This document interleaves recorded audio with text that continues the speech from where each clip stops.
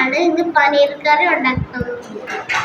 എനിക്ക് ഭയങ്കര ഇഷ്ടമാണ് പനീർ, അതുകൊണ്ടാണ് എന്റെ അപ്പമ്മ ഉണ്ടാക്കി തരുന്നത്.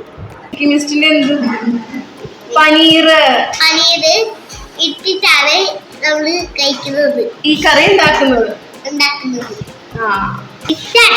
കിഷുവിനെ പനീർ കറി ഭയങ്കര ഇഷ്ടാട്ടോ. അപ്പോ കിഷു പറഞ്ഞിട്ടാണ് നമ്മൾ ഉണ്ടാക്കുന്നത്. കിഷു എവിടെ പോയാലും ഹോട്ടലിലൊക്കെ പോയി കഴിഞ്ഞാൽ ഓർഡർ ചെയ്യുന്ന ഒരു സാധനമാണ് പനീർ ബട്ടർ മസാല. പക്ഷെ ഇതിനകത്ത് ഞങ്ങൾ ബട്ടറൊന്നും ആഡ് ചെയ്തിട്ടില്ല. ഞങ്ങൾ സാധാരണ ഞങ്ങളുടെ വീട്ടിലുണ്ടാക്കുന്ന പോലത്തെ ഒരു പനീർ കറിയാണ് ഞങ്ങൾ ഉണ്ടാക്കുന്നത്. ഇതിനകത്ത് ഞങ്ങൾ പുറത്തുനിന്നുള്ള ഒരു എന്താ പറയുക മസാലകളൊന്നും ചേർത്തിട്ടില്ല. നമ്മുടെ സാധാരണ വീട്ടിലുള്ള ഇൻഗ്രീഡിയൻസ് വെച്ചിട്ട് നമ്മൾ ഉണ്ടാക്കുന്ന ഒരു പനീർ കറിയാണിത്. ഞാൻ ഈ ജിഞ്ചറും ടൊമാറ്റോവും പിന്നെ ഗാർലിക്കും വെച്ചല്ല ഉണ്ടാക്കാൻ പറ്റുന്നത്, അങ്ങനെ തന്നെ ഉണ്ടാക്കുന്നത്. ആണോ? അതെ. അപ്പൊ കിഷു പറഞ്ഞ പോലെയാണ് ഉണ്ടാക്കുന്നത് കേട്ടോ. പനീർ കറി എങ്ങനെയാ ഉണ്ടാക്കുന്നത്?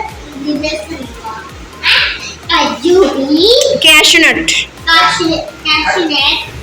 പിന്നെ ഗാർലിക്, പിന്നെ ജിഞ്ചർ, പിന്നെ സവാള, ടൊമാറ്റോ, ഇത് പനീർ. ഇത് മിൽക്കി മിസ്റ്റിന്റെ 50 ഗ്രാം പനീർ ആട്ടോ എടുത്തിരിക്കുന്നത്. നമ്മള് ലോ ഫാറ്റ് പനീർ ആട്ടോ ഇത്. ചൂടായ പാനിൽ എണ്ണ ഒഴിച്ചിട്ട് ഇഞ്ചിയും വെളുത്തുള്ളിയും നന്നായിട്ട് വഴറ്റിയെടുക്കുക. ഈ ഇഞ്ചിയും വെളുത്തുള്ളിയും നന്നായിട്ട് വഴറ്റി വരുമ്പോൾ സവോള ചേർത്ത് നന്നായിട്ട് വഴറ്റുക. ഗാർലിക്കും ഇഞ്ചി ഇട്ട് കേട്ടോ.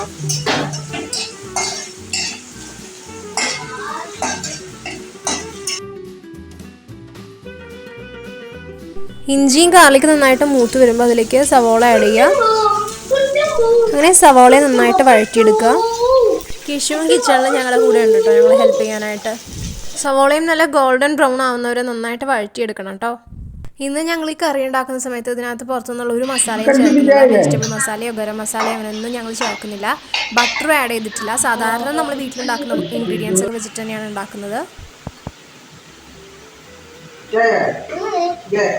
ഇനി പാനിലേക്ക് തക്കാളി ചേർക്കാറായിട്ടോ. അരിഞ്ഞു വെച്ച് തക്കാളി ചേർക്കുക. ഈ തക്കാളിയുടെ വെള്ളമൊക്കെ വറ്റിയതൊന്ന് ഡ്രൈ ആയിട്ട് വരുമ്പോൾ അതിലേക്ക് ആവശ്യത്തിന് ഉപ്പ്, മഞ്ഞൾപ്പൊടി, മുളക് പൊടി എന്നിവ ചേർത്ത് നന്നായിട്ട് ഇളക്കുക.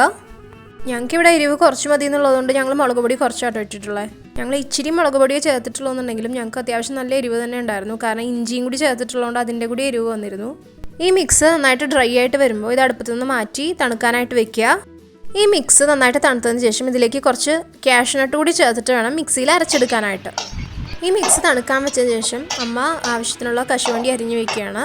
അങ്ങനെ നമ്മുടെ ഓനിയൻ ടൊമാറ്റോ മിക്സ് തണുത്തതിന് ശേഷം അതിലേക്ക് ഈ അരിഞ്ഞു വെച്ച കശുവണ്ടി കൂടി ചേർത്ത് മിക്സിയിൽ നന്നായിട്ട് അരച്ചെടുക്കുക.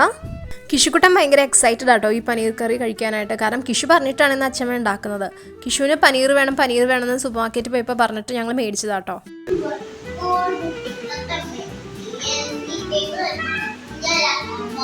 അങ്ങനെ നമ്മൾ വഴറ്റിയെടുത്ത ഓനിയൻ ടൊമാറ്റോ ഒക്കെ നമ്മൾ മിക്സിയിൽ അരച്ചെടുത്തിട്ടുണ്ട്. വീണ്ടും ചൂടായ പാനിൽ എണ്ണ ഒഴിച്ചിട്ട് കടുകും ജീരകവും കറിവേപ്പിലയൊക്കെ ഇട്ട് താളിച്ച് അതിലേക്ക് ഈ മിക്സ് ആവശ്യത്തിന് വെള്ളവും ചേർത്ത് നന്നായിട്ട് ഇളക്കണം. അങ്ങനെ നമ്മുടെ ഒനിയൻ ടൊമാറ്റോ കശുവണ്ടിയൊക്കെ ചേർത്ത് നമ്മൾ അരച്ചെടുത്തിട്ടുള്ള ഈ മിക്സ് നമ്മൾ പാനിലേക്ക് ഒഴിക്കുകയാണ്. അങ്ങനെ ഈ മിക്സിന് ഒരു ചെറിയ തിള വരുമ്പോൾ അതിലേക്ക് അരിഞ്ഞു വെച്ച പനീർ കഷ്ണങ്ങൾ കൂടി ചേർത്ത് വേവിച്ചെടുക്കുക. പനീർ കൂടി ചേർത്ത് കഴിയുമ്പോൾ ഒന്ന് അടച്ചു വെച്ച് ലോ ഫ്ലെയിമിൽ വേവിക്കണം കേട്ടോ. ഞാൻ നേരത്തെ പറഞ്ഞ പോലെ ഞങ്ങൾ മേടിച്ചത് മിൽക്കി മിസ്റ്റിൻ്റെ ലോ ഫാറ്റ് ഹൈ പ്രോട്ടീൻ പനീറാണ്. അപ്പോൾ ഇത് ഇച്ചിരി ഹാർഡായിരുന്നു, അതുപോലെ തന്നെ ചൂയി ആയിരുന്നു.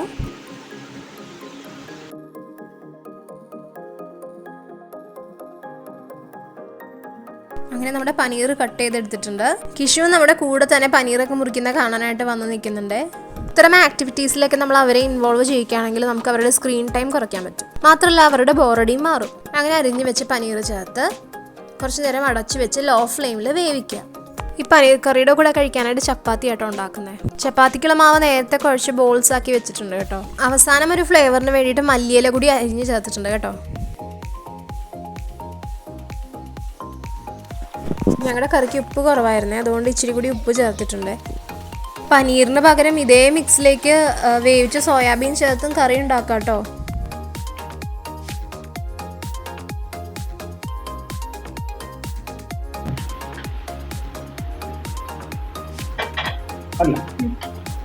ഇപ്പൊ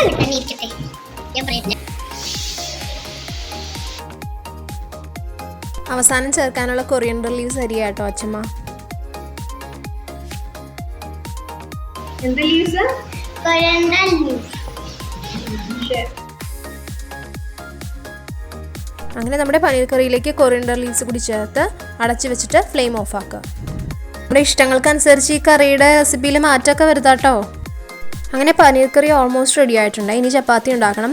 ഞങ്ങളുടെ ചപ്പാത്തി പലക ഒരു ദിവസം കഴുകി വൃത്തിയാക്കി ഉണങ്ങാനായിട്ട് ഞങ്ങളുടെ ബാൽക്കണിയിൽ വെച്ചത് താഴെ വീണ് പൊട്ടിപ്പോയി. അപ്പോൾ ഇന്ന് അമ്മ എന്താ ചെയ്യുന്നതെന്ന് വെച്ചാൽ പ്ലേറ്റ് മറിച്ചിട്ട് അതിൻ്റെ മേലെ ആട്ടോ ചപ്പാത്തി പരത്തുന്നത്. അപ്പോൾ സമയം ഏകദേശം ഒരു 7:30 ആയി കാണും. കിഷുക്കുട്ടനാണെങ്കിൽ രാത്രി ഫുഡ് കഴിക്കാനായിട്ട് റെഡി ആയിട്ടിരിക്കുക കേട്ടോ. അപ്പോൾ നിങ്ങളും വീട്ടിൽ ഇതുപോലെ പനീർ കറിയൊക്കെ ഉണ്ടാക്കി നോക്കുക. നിങ്ങളുടെ അഭിപ്രായങ്ങളും നിർദ്ദേശങ്ങളൊക്കെ കമൻറ്റ് ചെയ്യുക. നിങ്ങൾക്ക് ഇഷ്ടപ്പെടുവാണെങ്കിൽ ഞങ്ങളുടെ വീഡിയോ ലൈക്ക് ചെയ്യുക, ഷെയർ ചെയ്യുക. അതുപോലെ തന്നെ ഞങ്ങളുടെ ചാനൽ സബ്സ്ക്രൈബ് ചെയ്യാതെ ഈ വീഡിയോസ് കാണുന്നവരൊന്ന് സബ്സ്ക്രൈബ് ചെയ്യുക. ഞങ്ങൾ വീട്ടിലുണ്ടാക്കുന്ന എന്ത് ഫുഡും ടേസ്റ്റ് ചെയ്യുന്ന കിഷുക്കുട്ടനാട്ടോട്ടെ. അവൻ നല്ലതാണെന്ന് പറഞ്ഞു കഴിഞ്ഞാൽ പിന്നെ വേറെ ആരുടെ അപ്രൂവലും നമുക്ക് ആവശ്യമില്ല. അങ്ങനെ കിഷുക്കുട്ടൻ ഹാപ്പിയായി. അവന് പനീർ കറി ഇഷ്ടപ്പെട്ടു. അപ്പോൾ ഈ വീഡിയോ കാണുന്ന എല്ലാവരും വീട്ടിൽ ഈ പനീർ കറി ഉണ്ടാക്കി നോക്കുക. നിങ്ങളുടെ അഭിപ്രായം നിർദ്ദേശങ്ങൾ കമൻറ്റ് ചെയ്യുക. Tata bye bye, see U.